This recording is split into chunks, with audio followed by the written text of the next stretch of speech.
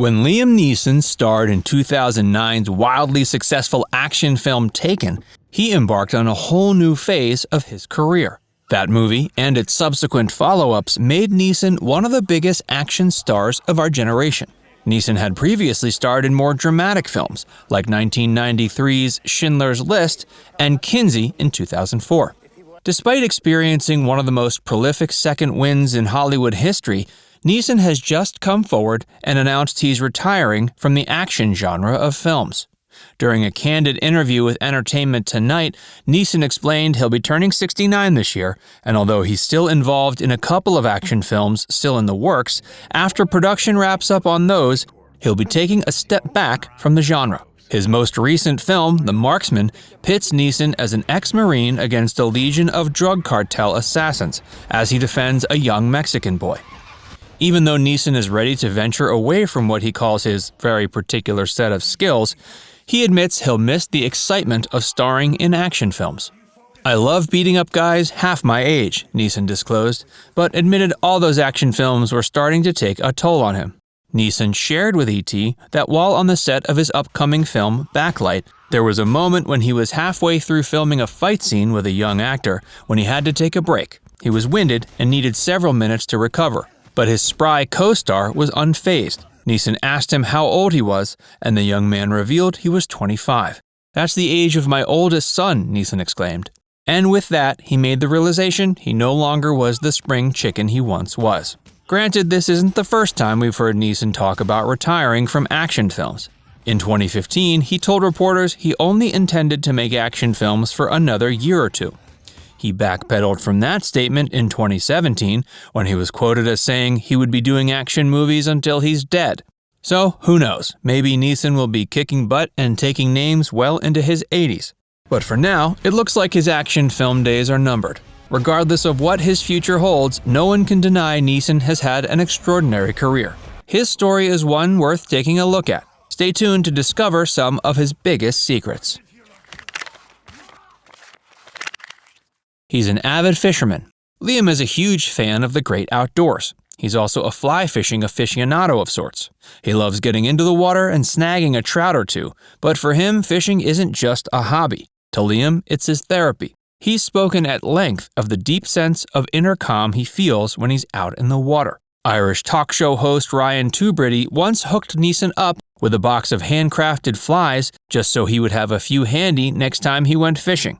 It might seem like an odd gift until you realize Neeson had previously disclosed to Tubridy on his show that he once had to use his own hair as a fly when he forgot to bring his own. Neeson used to be a boxer. Neeson's experience as a boxer in his younger years no doubt gave him an upper hand when he became an action film star later in life. He started competing in the sport when he was a teen. In fact, he even broke his nose in the ring when he was 15. Apparently, he had a knack for it. At one point, he even won the Irish Youth Boxing Championship. He quit boxing after one particularly unsettling incident left him spooked. After one of his fights, he blacked out leaving the ring. It was such a jarring experience, he left the boxing world forever. He had a terribly embarrassing moment while auditioning for The Princess Bride. Everyone has a few unflattering moments in their careers, and Neeson is no different.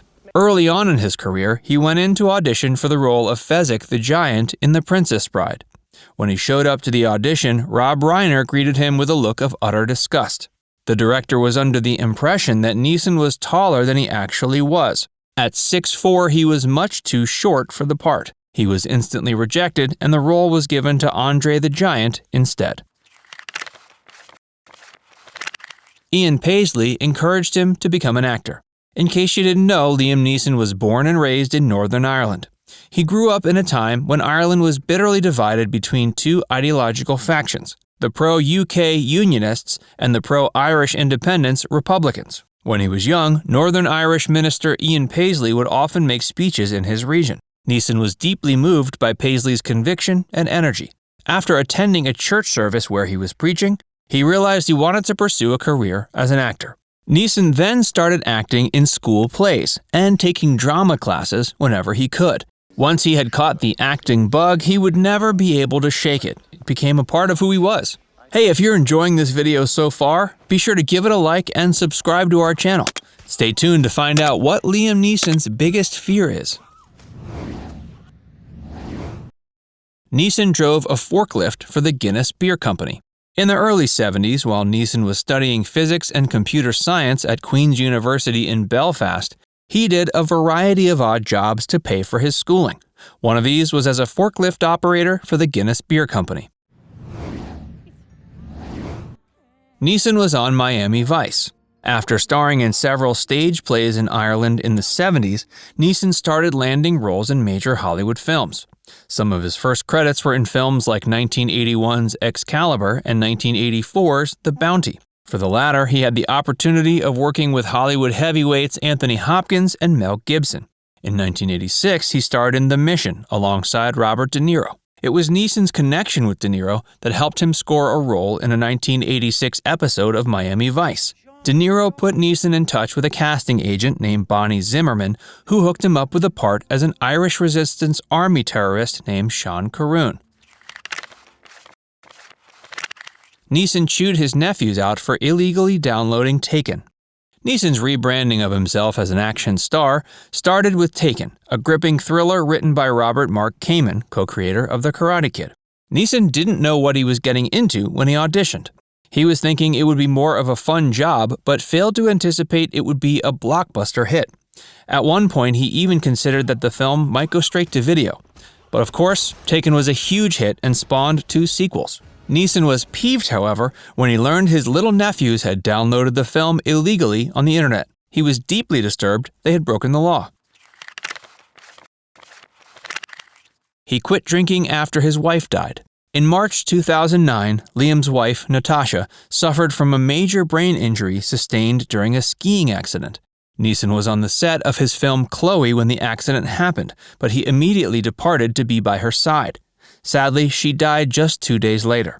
At first, he dealt with the loss in a very unhealthy way. He relied heavily on alcohol to ease his sorrows during this time. He revealed in a 2014 interview he was drinking 2 or 3 bottles of wine every evening in the months following her death.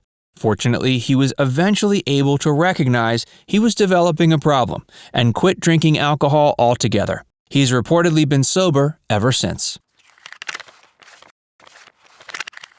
He lived with Helen Mirren for years. Before he married Natasha Richardson in 1994, Neeson dated several high-profile women. One of these lucky ladies was Helen Mirren, whom Neeson met while on the set of Excalibur in 1981. He's admitted he was immediately taken to her after their first meeting. The couple eventually ended up living together for 4 years. Even though the relationship didn't last, the two remained friends to this day. Rumors that he didn't get along with George Lucas are unfounded. Neeson played Qui-Gon Jinn in 1999's Star Wars: The Phantom Menace. According to some reports, he and George Lucas had trouble seeing eye to eye. Some even speculated the two hated each other. Fortunately, Neeson has disputed these claims, saying there's no truth to them at all. Neeson has said George Lucas was a pleasure to work with and that he was always very clear about what he wanted.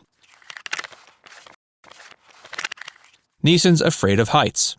We all have our kryptonite. For some, it might be spiders. For others, it might be tight, dark places. You might not expect it from an action hero like Neeson, but there is one thing in particular he's terrified of: heights. The actor is extremely acrophobic and even joked once he gets a bit dizzy when standing on a thick carpet. Now we'd love to hear from you. Do you think Liam should retire from action films, as he recently said, or do you think he should keep going for as long as he's able? Let us know what you think in the comments section below. And before you go, make sure you like this video and subscribe to Facts First if you haven't already. Click the bell icon to stay updated on all our latest content.